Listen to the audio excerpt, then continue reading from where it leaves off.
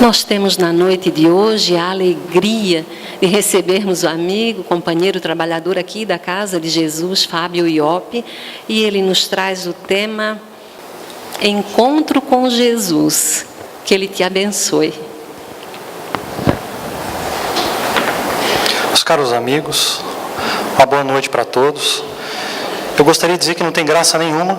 A mensagem que foi lida no começo resume a palestra. Aquele que prestou atenção, por favor, vá tomar passe e pode se retirar. Tirou o nosso papel da noite. Mas enfim, é uma alegria e uma satisfação nós temos a oportunidade de compartilharmos, de coração para coração, algumas reflexões sobre o Evangelho à luz da doutrina espírita. A fé raciocinada com a qual o Espiritismo se sustenta em todos os seus pontos e que nos convida, a mesmo estando encarnados, a enxergarmos a nossa realidade como a de um espírito imortal. Mas ao mesmo tempo, concomitante a isso, ele nos convida a um processo incessante de renovação pessoal. Porque é exatamente com esse desejo, com essa vontade, portanto, com esse sentimento e com essa perspectiva, que nós deveríamos buscar a casa espírita. Não apenas como um local de exposição doutrinária, de passe, de atendimento fraterno ou de intercâmbio mediúnico, mas, sobretudo, um local de renovação do espírito, que é imortal. Porque é exatamente com esse sentimento que a espiritualidade superior nos envolveu quando ainda nos encontrávamos no mundo espiritual, prestes a enveredarmos a atual experiência consciencial da encarnação, com o sentimento de renovação. E é também com esse sentimento que ela nos envolve dia após dia, experiência após experiência, segundo após segundo, para que cada um de nós venha se lembrar daqueles compromissos assumidos do processo de regeneração de nossas almas e de restauração ou de reconstrução do destino. Nos anos que se seguiram à crucificação de Jesus, encontrava-se na cidade de Antioquia o seu discípulo Simão Pedro, imbuído com o difícil, árduo, mas ao mesmo tempo prazeroso e satisfatório trabalho de divulgação e de exemplificação da Boa Nova de Jesus, indo ao encontro da necessidade, do necessitado, levando o consolo, o amparo e o esclarecimento devido. A igreja ali fundada pelos discípulos de Jerusalém reclamava por servos operosos e inteligentes. As dificuldades espirituais eram intensas. Os trabalhos a serem resolvidos, a serem construídos, eram também grandiosos. Simão Pedro aproveitara o ensejo daqueles dias de calmaria das perseguições contra eles e havia alertado aqueles homens, companheiros dedicados, operosos, de que eles deveriam, de maneira personalíssima, portanto individual, dilatarem os laços com o Cristo, isto é, encurtarem a distância de cada um daqueles corações para com o coração magnânimo de Jesus. Encontrava-se também na cidade de Antioquia o ex-levita de Chipre, Barnabé, abraçado com sérias responsabilidades. E foi com esse homem que Simão Pedro teve um diálogo íntimo, expressou a sua angústia. Simão Pedro, que era analfabeto, um ex-pescador de Cafarnaum, ele havia expressado que a angústia daquele momento era que, embora à sua volta estivessem inúmeros trabalhadores desejosos de trabalho e de divulgarem a mensagem de Jesus, estavam se escasseando os legítimos trabalhadores do pensamento. Eis a preocupação daquele homem que se tornara a base da primeira hora de divulgação na mensagem de Jesus. Ele que se tornou o pilar do cristianismo da primeira hora.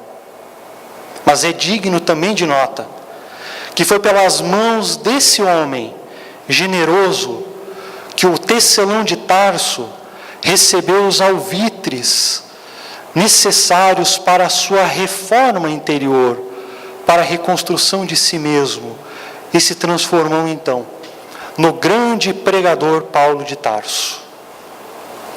Mas observem que a preocupação de Simão Pedro é direta, e ela é atual. É como se ele estivesse aqui ao nosso lado, falando diretamente para nós espíritas. Estavam se escasseando os legítimos trabalhadores do pensamento. Os legítimos trabalhadores do pensamento. Eis um dos maiores empecilhos ao processo de renovação pessoal e de reforma íntima. Um pensamento amadurecido, uma reflexão madura, sempre em prol das facilidades e daquilo que lhe convém. É importante pensarmos um pouco sobre isso, porque desde que o homem pensa para viver, uma pergunta se sobressai diante de todas as outras: qual é o objetivo da minha vida? Pergunta essa que deixa todas as demais como secundárias, ou até mesmo irrelevantes. Com todo respeito e valor devido às áreas do conhecimento, a teleologia, a epistemologia, eu sei que você pode saber de muita coisa.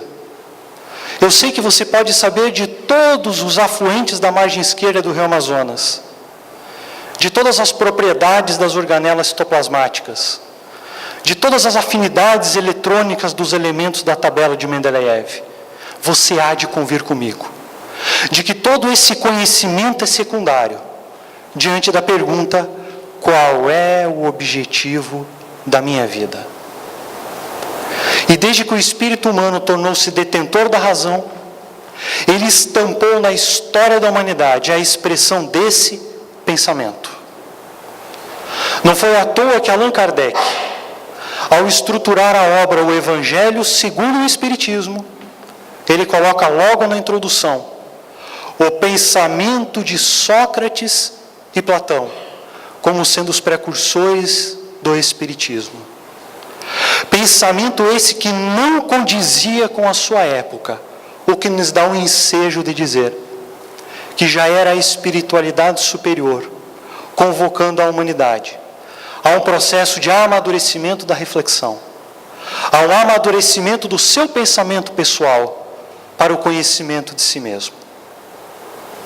E não foi por outra razão que, em resposta à pergunta 919 de O Livro dos Espíritos, quando Kardec pergunta qual é o caminho mais eficaz para a construção de uma reforma pessoal íntima, o Espírito Santo Agostinho responde diretamente: um sábio da antiguidade já vos disse, conhece-te a ti mesmo. Fazendo um apontamento a Sócrates, que se fez uso dessa frase que estava estampada no oráculo de Delfos e que remetia aos 7 grandes sábios da Grécia Antiga. É importante pensarmos um pouco sobre isso.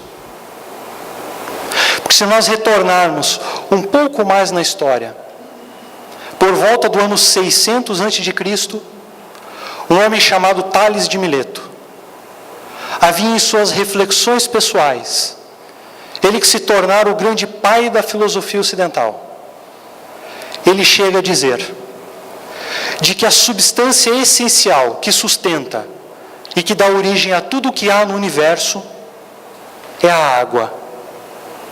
Fato curioso, porque se nós abrirmos o livro Boa Nova, do espírito Humberto de Campos, psicografia de Chico Xavier, nós encontraremos num capítulo chamado Comunhão com Deus, um diálogo com João Evangelista e Jesus. E Humberto de Campos coloca a fala na boca de Jesus, dizendo o seguinte: João, a água é o símbolo mais puro e mais perfeito da essência de Deus, da lei divina. Já era o pensamento do mais alto, que chegava por intermédio da intuição à humanidade. E aquele homem de pensamento, Tales de Mileto, absorveu, embora em meio a um símbolo, a uma metáfora. Porque, convenhamos, tudo o que há no universo é sustentado sobre a lei divina. Mas algum tempo depois, é o pensamento de Sócrates e Platão que coloca um novo paradigma para a humanidade. Até então, o pensamento humano era voltado para o exterior, para a natureza, para o physis. Tudo de fora expressa o que é dentro. Agora, nesse novo paradigma, Sócrates e Platão dizem: nós somos uma alma que habita um corpo de tempo em tempo. E em cada um desses estágios, busca a alma o aprimoramento de si mesmo. Eis o objetivo da vida do pensamento socrático platônico. O engrandecimento de si mesmo. E eles vão dizer, a cada pouco, a cada momento, diluindo ao máximo os vícios e o pensamento desregrado do qual você é portador. Era um novo paradigma que a humanidade era convidada a conhecer. O conhecimento de si mesmo. Portanto, há pelo menos 2.500 anos, cada um de nós é convocado pela espiritualidade superior a um processo direto de autoconhecimento. Mas foi com o discípulo de Platão, Aristóteles, ele que se tornou um subversivo ao colégio platônico. Ele que vai dar um passo adiante e mudar um pouco o paradigma do pensamento. Que nós encontramos um dos maiores pensadores da história, um dos 3 maiores. Aristóteles vai dizer de que tudo no universo funciona como uma máquina perfeita. Cada engrenagem no universo é algo que foi criado e que tem uma atuação perfeita. Portanto, se há uma máquina perfeita, há um lugar só teu no universo e de mais ninguém. Para o pensamento aristotélico, esse lugar é teu e ninguém pode ocupar, a não ser você. Entretanto, para ele, o objetivo da vida, o que você busca do nascimento à cova, é a excelência. A excelência de si mesmo. A excelência de si mesmo é o pleno desabrochar da própria natureza. Dados os recursos naturais que são teus, é chegar ao máximo que você puder chegar. É ser o mais perfeito dado os seus talentos, dado as suas especificidades, dado aquilo que você é. É como uma semente, que tem a sua excelência quando ela se torna uma árvore. Porque ela já guarda nela mesma toda a potência de ser uma árvore. Mas quando ela se torna excelente em si, ela entrega ao mundo um fruto. Porque esse fruto entregará então uma semente, portanto, uma futura árvore. Eis o pensamento de Aristóteles. E essa busca pela excelência é condição fundamental para a felicidade. Mas a felicidade que os gregos chamavam de eudaimonia. Eudaimonia. É quando você recebe do mundo aquela postura alegre. É quando você entregou ao mundo em forma de competência, de responsabilidade, de atitude ativa, aplicativa, aquilo que o mundo confiou em você em forma de potência, de habilidade. Mas pode não dar certo.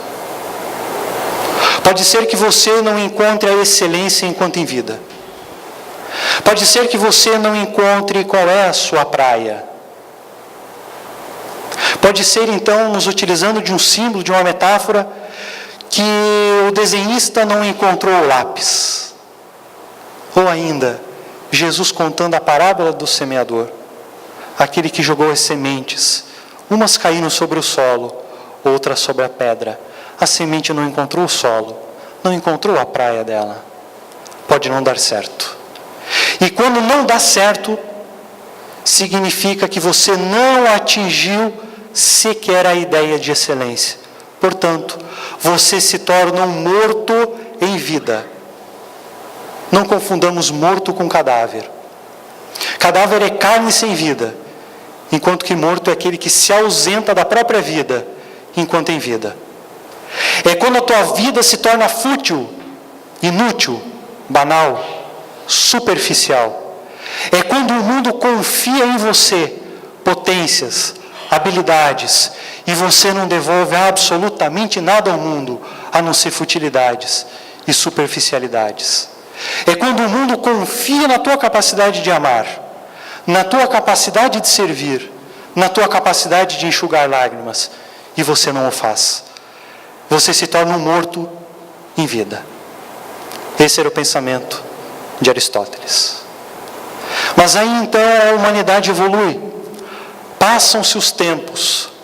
Agora a humanidade já não observa mais ela mesma como sendo o centro do universo.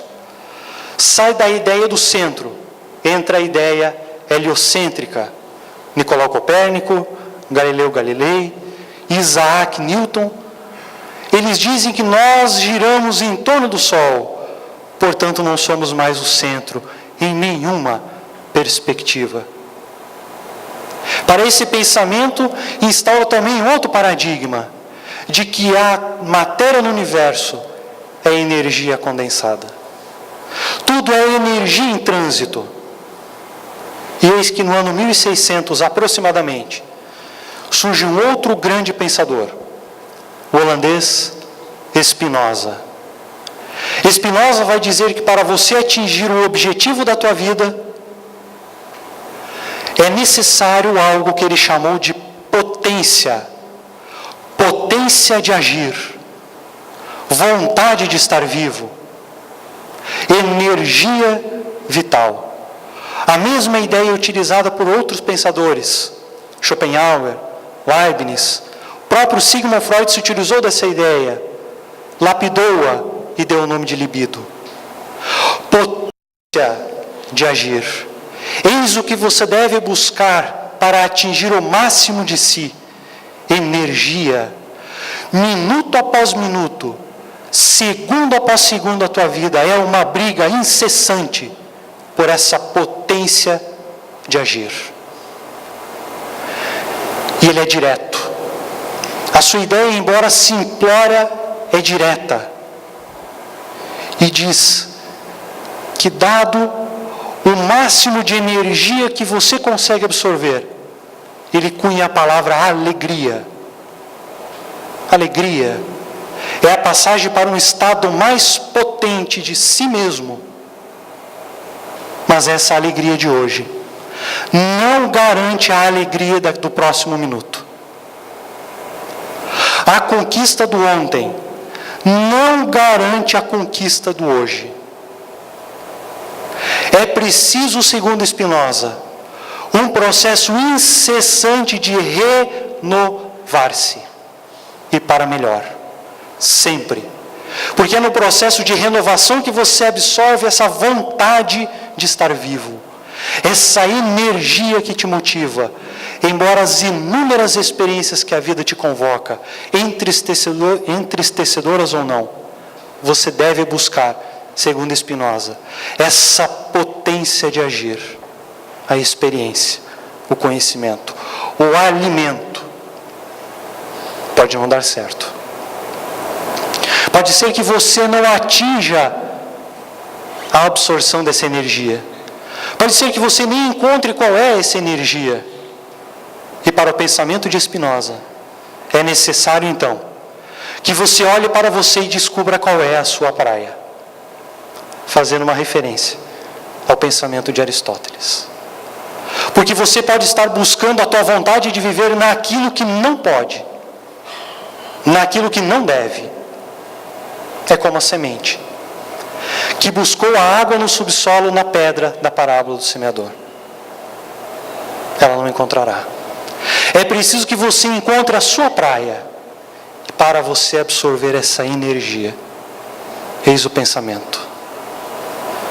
Dado esses 3 grandes pensadores da história, teve um outro, pouco mais de 2000 anos atrás, que não apenas se tornou o maior pensador da humanidade, como também dividiu a história. E o seu pensamento é tão impactante nos dias de hoje, até mesmo para nós espíritas, que nós não o compreendemos. Sequer o que compreendemos é algo muito ínfimo, é muito irrisório perante a sua proposta. O nome dele é Jesus Cristo, que nasceu em uma gruta de calcário em Belém de Judá, a região mais rica da Palestina. E no primeiro momento, ele escolheu a Galileia como sendo a sua casa, a região mais pobre da Palestina, dizendo que matéria é fundamental, não essencial.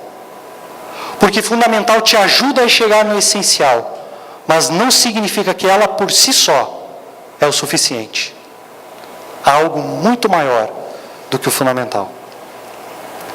E Jesus vai dizer o seguinte para a humanidade, corrigindo o que era para ser corrigido no pensamento, dando um passo adiante, indo muito mais longe.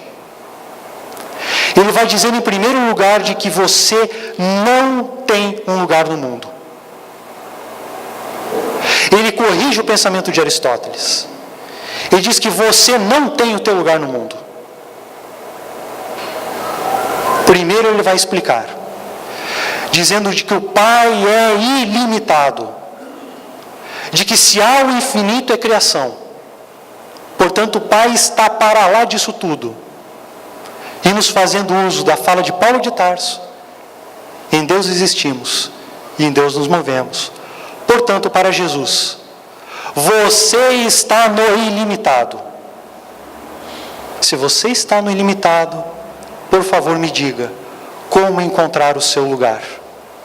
Se para você encontrar o seu lugar, é preciso algo chamado referência. Se você não entendeu, eu explico de uma outra maneira. Para o pensamento aristotélico, digamos que você vá a um cinema.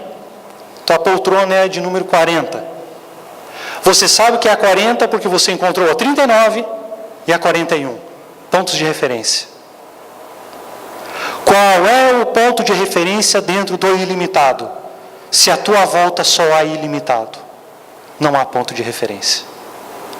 É por essa razão que, em resposta à pergunta 92 do Livro dos Espíritos, quando Kardec pergunta, o espírito tem o dom da ubiquidade?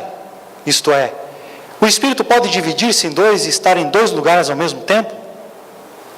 Eles respondem direto, não. Vedes o Sol?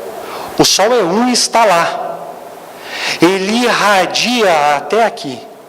Portanto, ele se faz presente aqui, mas ele está lá. E eles continuam. O Espírito é um centro que irradia. Centro. Não é centro moral nem intelectual, é um centro que irradia. Portanto, você pode estar aqui, ou nos confins do universo. Você sempre será um centro que irradia, porque há o ilimitado à tua volta. Então não é qualitativo para o pensamento de Jesus. Então, para o pensamento de Jesus, não é a excelência que te define, como dizia Aristóteles. Não é quantitativo tudo que você pode dar para o mundo. Não. É o que você emite. É o que você vibra. Esse é o teu lugar. E ele responde a pergunta. O objetivo da vida é uma vida assumidamente dedicada ao outro. Assumidamente dedicada ao outro. E é impressionante como ela é impactante até mesmo nos dias de hoje. quando ele diz assumidamente, é quando o outro sorri um sorriso que, se você não estivesse ali, ele não sorriria. Que a vitória do outro se deu porque você fez algo pelo outro. Você tem papel fundamental na vida do outro. É uma vida assumidamente dedicada ao outro. Mas ele já havia dito isso. E Allan Kardec trabalha essa ideia no capítulo 24 de O Evangelho segundo o Espiritismo. E ela é tão importante que os 4 evangelistas retratam ela. Jesus diz: aquele que quiser vir após mim, deixe a própria vida, tome a sua cruz e me siga. Aquele que perde a sua vida por minha causa, se salvará. Se você também não entendeu, eu explico. Te proponho uma reflexão pessoal. Imagine a pessoa que você mais ama nessa vida. Ela adoece. O conhecimento humano não pode tirar ela do leito. Você assina um cheque e coloca tudo pelo sorriso dela novamente. Tudo que você acumulou, só para ter ela mais um segundo ali. Mas ainda não é isso que Jesus está falando. É algo mais que isso. É quando depois do cheque você assina uma nota promissória dizendo: se for possível e necessário, eu dou a minha vida para que ela esteja aqui de novo. A minha vida. Então não é uma vida de encarnado. Não é matéria que Jesus fala. É tudo. É tudo que eu conheço. É tudo que eu acumulei de conhecimento. É tudo que eu acumulei daquilo que eu posso dar a favor de alguém. Tudo. Esse é o pensamento de Jesus. Essa é a resposta que Jesus dá de qual é o objetivo da minha vida. Uma vida assumidamente dedicada ao outro. E eu ainda não fugi do tema da palestra, que é encontro com Jesus. Então esse é o único meio racional de compreendermos o porquê você se dedica a alguém. Em família, por que você se dedica a muito mais do que alguém te pergunta e te pede? Jesus disse: dê um passo.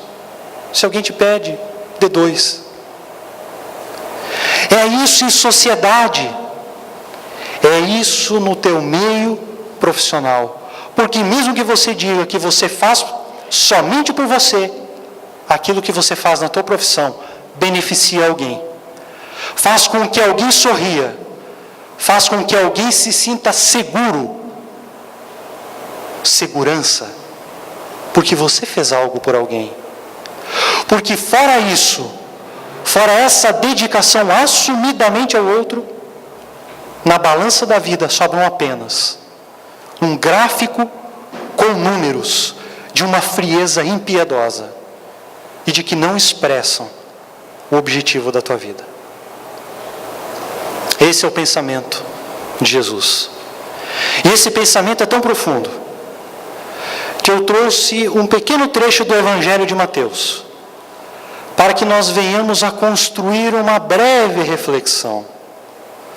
Porque Jesus vai dizer que essa vida assumidamente dedicada ao outro não é um cego guiando outro cego, porque senão seria muito fácil. Você tem por responsabilidade aprender, a amadurecer o seu raciocínio, o seu pensamento. E o primeiro passo, ele chamou isso de fé. O que é fé se não é ter confiança? E o que é ter confiança? Confiança é ter certeza racional daquilo que você não vê. Isso é confiança. Isso é fé. E ele expressou numa frase que todo mundo repete e não se dá conta: eu sou o caminho, a verdade e a vida. O caminho e a verdade todos nós conhecemos. O caminho é Jesus, modelo e guia. A verdade nós recebemos, as revelações, os seus ensinamentos, a sua conduta, o Espiritismo. A questão é a vida. É você colocar em movimento aquilo que está dentro de ti. Portanto, não é um cego guiando outro cego. E nesse pensamento de Jesus, ao qual eu peço a atenção de todos, está no Evangelho de Mateus, capítulo 7, versículos 24 a 27. E Jesus diz assim: portanto, todo aquele que ouve as minhas palavras e as pratica, será comparado a um homem prudente, que edificou a sua casa sobre a rocha. Caiu a chuva, vieram as torrentes, sopraram os ventos, precipitaram-se contra aquela casa, mas ela não desabou, pois fora alicerçada sobre a rocha. Todo aquele que ouve as minhas palavras e não as pratica, será comparado a um homem tolo, que edificou a casa sobre a areia. Caiu a chuva, vieram as torrentes, sopraram os ventos, chocaram-se contra aquela casa, que desabou, e foi grande a sua queda. Os dois homens receberam os ensinamentos. Eles ouviram, mas a diferença está naquele que pratica e aquele que não pratica. O que pratica construiu uma casa sobre uma rocha. O que não pratica construiu sobre a areia. Eis um símbolo importante aqui. Rocha. Se vocês prestarem atenção, no início da nossa fala falamos de Simão Pedro. Sem Simão Pedro não haveria Paulo de Tarso. O pescador humilde e analfabeto foi o alicerce do cristianismo da primeira hora. Pois bem, o nome dele era Simão. Jesus o chamou de Cefas, Kefa no aramaico, Petrus no grego, Pedro, pedra. Simão, pedra. Pedra significa força, significa firmeza na lei divina. Está edificado sobre a lei, está firme sobre a lei. Agora, a questão é que a casa foi construída sobre a pedra, embora o outro homem construiu sobre a areia. E aqui nós podemos refletir dizendo: o Espírito é o grande herdeiro de si mesmo. Ele é aquele que constrói as suas potencialidades, as suas habilidades. Mas, infelizmente, é aquele que constrói as suas fragilidades. É aquele que constrói sempre a sua própria queda, mesmo que ele justifique que ele for influenciado. Ele teve o livre-arbítrio. Ele tem que olhar para ele mesmo, conhecimento de si, como sendo o grande arquiteto da sua própria queda, das lágrimas que vertem dos seus olhos. Eis o homem que constrói a casa sobre a areia. É o solo movediço. É aquele que troca Deus do centro das cogitações e coloca a figura dele mesmo, como sendo o centro intelectual e moral. Aquele que está acima de tudo e de todos. De que ele é a expressão da verdade. De que ele é realista. Embora esse pensamento de realista é profundamente falta de reflexão. Você é realista da realidade que te convém, daquilo que você tem capacidade de enxergar. Fácil de entender. há aqui, permeando pelo meio das cadeiras, alguns espíritos, que se tivéssemos a oportunidade de vê-los, nos constrangeria, dada a sua elevação moral. Qual é a realidade deles? Muito maior do que a nossa. Você é realista de que realidade? A tua. Então esta é a areia da qual foi edificada uma casa. E observe que Jesus continua dizendo: houve uma grande chuva, uma torrente que se formou dessa chuva. Ora, se não é o pensamento absorvido por Tales de Mileto, água que vem do céu, que vem de cima. Isso é um símbolo, é a lei que vem de cima para baixo, são as revelações. O Espiritismo é uma chuva, é a lei chegando até você, é a revelação chegando para teu conhecimento. E essa chuva chega e empoça. O que você faz com a lei? O que você faz com essa água? É por isso que o Espiritismo te convida no primeiro momento a um processo incessante de renovação. Te convida, porque no segundo momento, se você não manteve um bom relacionamento com o convite, ele te constrange a se renovar. Vocês sabem disso. Você sabe disso. Você já esteve prestes a ter uma atitude errada e você foi constrangido por aquilo que você acredita, pelo Espiritismo. Então o constrangimento aqui não é exigência, é a ordem, porque quem ordena é a lei, e o Espiritismo é a revelação da única, perfeita e imutável lei, divina.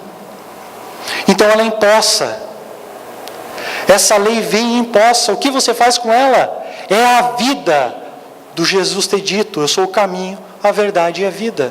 É você colocar a lei em movimento, não é guardar para você. É por isso que Jesus disse: deixai aos mortos o cuidado de enterrar os seus mortos. O mesmo pensamento de Aristóteles, a mesma ideia. Você foi esclarecido, o que você está fazendo com isso? Formaram-se as torrentes, elas chocaram-se, bateram-se contra a casa. Mas ele também dá mais uma informação. Vieram os ventos, sopraram e bateram contra a casa. A que estava sobre a rocha não caiu. A que estava sobre a areia caiu. Vento. No grego, pneuma, escrito. Vento e espírito é a mesma palavra. Se você não entendeu, eu vou dizer: influência alheia na tua vida. Mais direto, obsessão. Orai e vigiai. O centro dessa fala de Jesus não é a água, não é a revelação, não é a lei, não é o problema de influência. O centro desse convite de Jesus se chama casa. E no livro Vinha de Luz, no capítulo 133, o benfeitor Emmanuel escreve o capítulo chamado Casa Espiritual, fazendo um apontamento a isso. O que é a casa? E observem como isso é direto para os dias atuais. Cada homem, diz Emmanuel, é uma casa espiritual que deve estar, por deliberação e esforço do morador,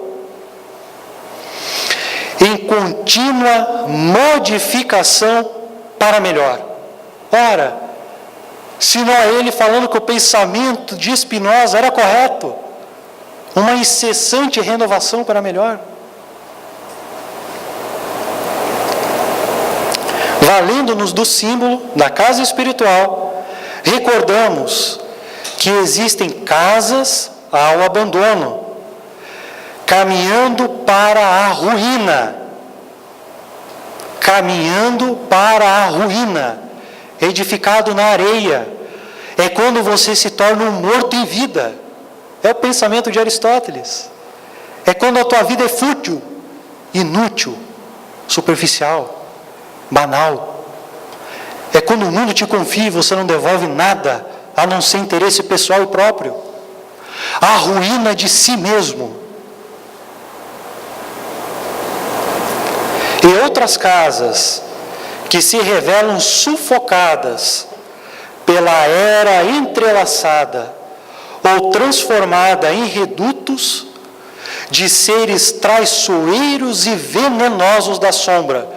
Quem é traiçoeiro e venenoso? É a serpente. Eis uma referência ao livro Gênesis, da serpente em volta da árvore, para Eva. Por que Eva? Porque é sentimento. Serpente é símbolo do engano. Somente o sentimento é enganado. Seres traiçoeiros e venenosos. Não entendeu? Obsessão, influência, orai e vigiai. Mas cuidado, porque há algo também chamado auto-obsessão. Você pode ser aquele que constrói o próprio chão, por única responsabilidade, e de mais ninguém. Aparecem de quando em quando edificações relaxadas, cujos inquilinos jamais se animam a remover o lixo desprezível, e observam-se moradias fantasiosas que ostentam fachada soberba, com indisfarçável desorganização interior. É o pensamento de Jesus. É o que você emite. É o que você vibra. Meu irmão, não adianta você pintar a cara. Não adianta você dizer. O único fato é vida. Ação. É o que você emite. Tanto quanto as que se encontram penhoradas por hipotecas de grande vulto, sendo justo acrescentar que são raras as residências completamente livres e em constante renovação para melhor. Nós ainda não compreendemos a proposta de Jesus. O aprendiz do Evangelho precisa, pois, refletir nestas palavras, porque a lição de Jesus não deve ser tomada apenas como uma carícia embaladora, e sim por um material de construção e reconstrução da reforma integral da casa íntima. Reconstruir o que não está bom.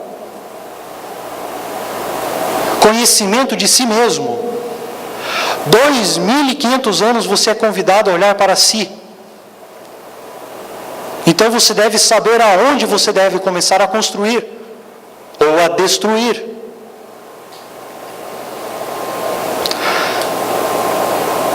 Muita vez é imprescindível que os alicerces do nosso santuário interior sejam abalados e renovados.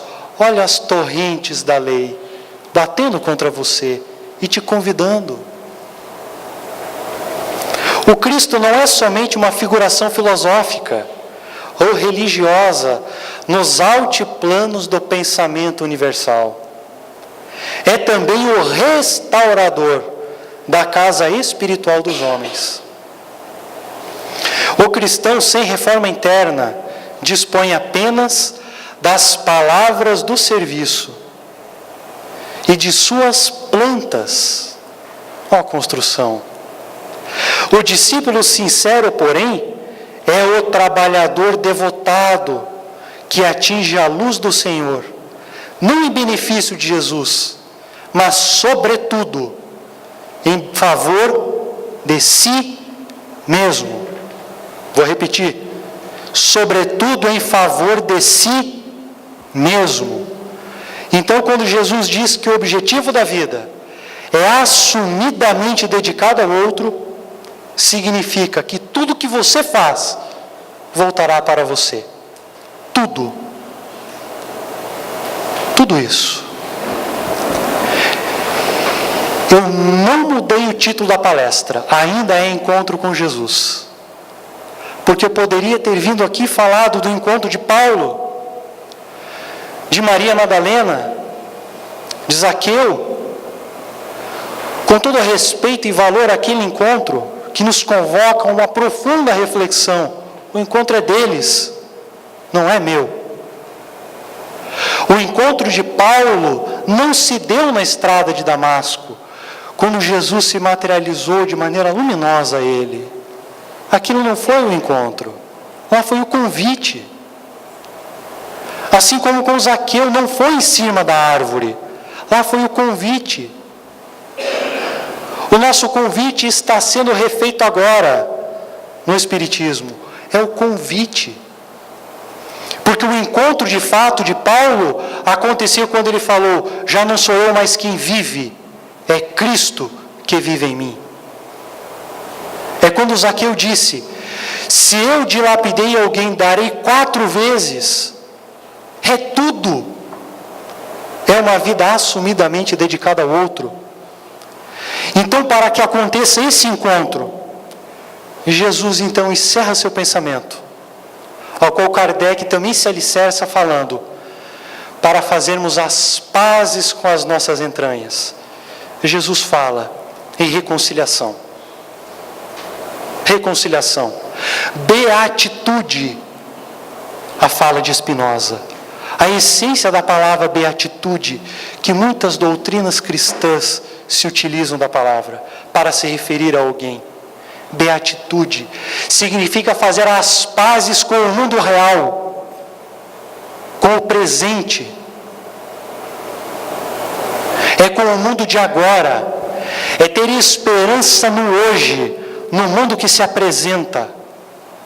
É amar um pouco mais esse mundo que está diante de nós, de peito aberto, no seu ineditismo. Porque o mundo que você imagina é irreal, ou o mundo que você tem medo que aconteça é irreal. Por mais que você plante um objetivo e pinte o seu fundo com o mundo irreal, e você atinja esse objetivo, no dia que você atingir, você verá que ele foi profundamente entristecedor, porque ele não te deu tudo aquilo que você esperava. Faltam as pazes com o presente. É amar a pessoa que está ao meu lado hoje, nesse minuto, nesse segundo, do jeito que ela é, não como eu gostaria que ela fosse. Se eu a amei ontem, foi ontem. Posso continuar amando hoje. Mas a vida não é um retrovisor. E nem mesmo ficar olhando para a frente, para o futuro. Porque o encontro com Jesus se dará sempre no presente. Sempre. E quem sabe, se você olhar muito para o futuro e esquecer do presente, no mundo irreal, você será convidado mais uma vez, e quem sabe fosse aquele momento do encontro, e você não encontrará, porque você está pensando no futuro. Eis então o encontro com Jesus no presente, porque quando você encontra, será sempre um eterno presente na tua vida, esse encontro. Já não sou eu mais que vive, é Cristo que vive em mim. Sempre será a expressão do mais alto, por meu intermédio. Esse é o encontro com Jesus, ao qual eu desejo a todos vocês, um encontro no presente, na realidade, no ineditismo do mundo, sorrindo porque vale a pena viver, sorrindo pela vida que eu tenho, buscando de maneira incessante essa energia, essa potência de agir, essa excelência de mim mesmo, essa doação plena, assumidamente, a favor do outro. Porque quando Jesus nos encontra, e nós nos encontramos com Jesus, olhando direto nos seus olhos, Ele toca o nosso coração, e Ele vai dizer: venha, meu filho, venha, venha aos meus braços, venha ao meu encontro, porque o amor venceu. Uma boa noite para todos. Muito obrigado.